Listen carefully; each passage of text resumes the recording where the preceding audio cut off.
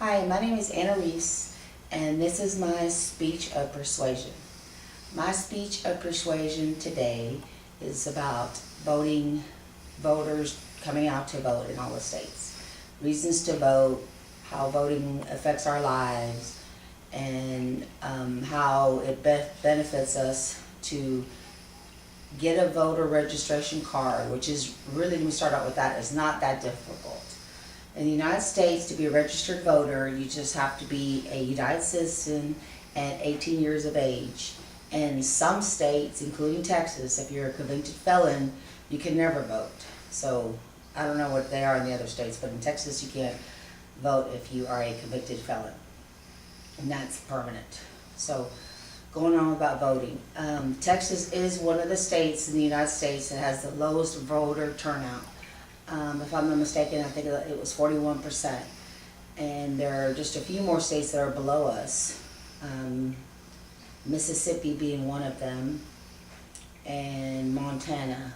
And the significance of voting is these politicians that we put in office represent us, ultimately decide what and what we cannot do.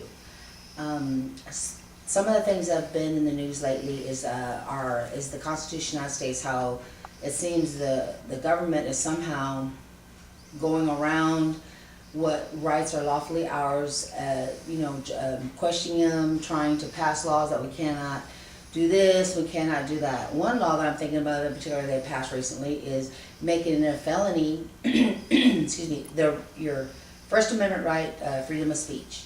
And they have recently passed a law that if you disrupt any kind of a political, discussion, or where they're having their a political rally, if you disrupt that, or you're trying to voice your opinion in a way that's offensive to that candidate, or can seem maybe in somewhat way volatile, they can prosecute you, and it is a felony to do this. So, in other words, that's impeding on our right for freedom of speech, because now we can't even voice our opinion at these political rallies where they really should be open. They are open to the public, but yet you're not allowed to say what you really feel. And I can see how they don't want people, going up there and acting in a threatening manner. But certainly, if your opinion is different than the political candidates, you should be able to express it.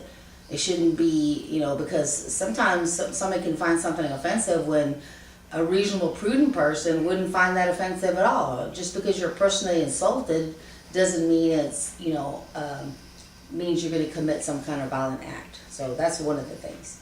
The second would be the right to bear arms. Lately, these politicians, because of all the shooting, these killings that are going on in the schools, and just violence in general has been on the up and up, that doesn't mean that a person should be taken away their right to carry a gun, a weapon. You should be able to protect yourselves, because I guarantee you, if anybody who really is opposed to having a gun, if you think about it, if someone breaks into your home and they're threatening you and they have a gun, excuse me, and you have no way of protecting yourself, you're sure going to wish you had a gun, or especially had the right to own one if you choose. Now, I don't know why anybody would think that blaming violence on weapons is, and constricting our right to have them, or doing away with it in general, will help stop violence, because it won't. All these things I'm referring to about guns and vote and your right to free speech, all that are huge ramifications of voting or not voting. That's why I'm emphasizing about, especially about gun control. I think that, I would hate to think that they would ban that, and you have no right to protect yourself. That should be above, and that to me is the most important right we have, is to be able to carry the right to bear arms. I just know that anybody in the right mind would not want to be without any kind of way to protect themselves. Even the most passive person, I can't imagine, would want to feel that they have no way of protecting themselves or their family. If someone wants to at least break in your home, I could see them not wanting an open carry. Okay, that kind of is a given. I mean, I don't think people, most people, not most people, but there are a certain percentage that could not be trusted with carrying a gun out in public, because they could easily just lose their temper if they're not, mentally stable. Because just because somebody passes a psychological or is mentally fit at the time of they purchase a weapon doesn't mean they're going to be mentally stable after they've had that weapon for years. Something in their life experience could have changed them. We don't know, what could happen to somebody. But obviously, you can't expect everyone who buys a gun to have a psychological exam each and every time before they do that, because that wouldn't just be feasible for anybody, I don't think.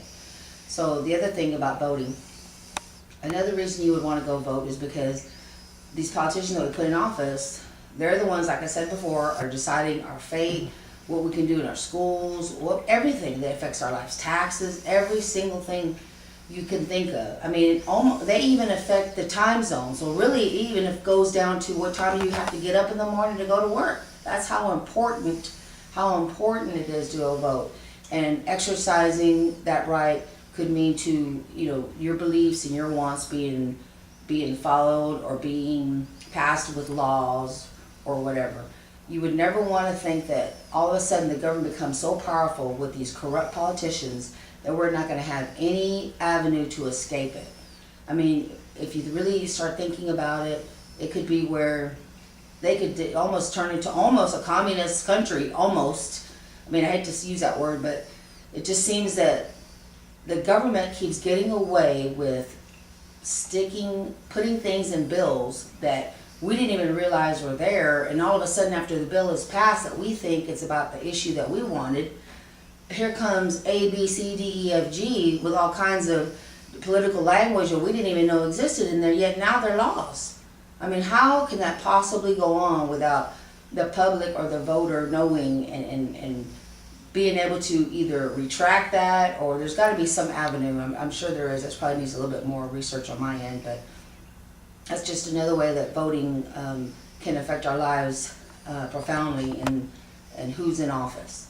Now, just like, I guess, if you think about it, Texas could separate from the union. You hear a lot of people say that now because of what's going on, especially about gun control. And I know a lot of people, there's people who like the president who don't like the president. And obviously the president always deserves respect because he is the president of the United States. We did vote him in. That's a given. He deserves respect. I don't think that people should go around,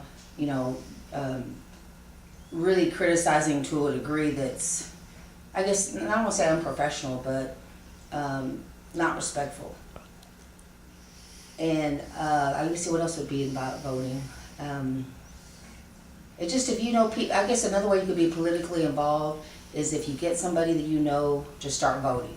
I mean, if you could make a difference in the world by preaching to your relatives, or picking them up, taking them to the voting place, helping them realize or understand whatever political issues are on table for us to decide as Americans. So with that said, that's the end of my voting speech. Thank you very much.